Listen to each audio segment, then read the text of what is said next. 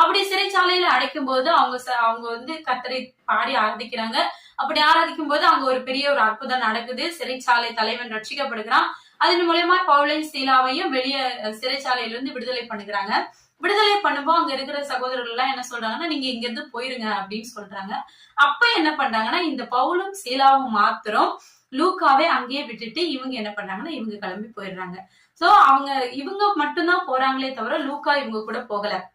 மறுபடியும் இவங்க ஊழியத்தின் காரியத்தை முடித்து விட்டு 2வது விசை அவங்க மக்கத்தோனியாவுக்கு வரும்போது அவர்களோடு கூட இந்த லூக்காவும் இணைந்து கொள்கிறார். த்ரோவாவிலே இவர்கள் கிட்டத்தட்ட 7 நாட்கள் அங்கே இருந்து ஊழியம் செய்து கொண்டிருக்கிறாங்க. அப்படி 7 நாட்கள் அங்க இருக்கும்பொழுது ஒரு பிரசங்கம் கேட்டுக்கிட்டு இருக்கும்போது இரவுல நைதீரோ என்கிறவன் மாடி மேல இருந்து கீழே விழுகிறான். அவன் கீழே விழுந்து மரித்து போகிறான்.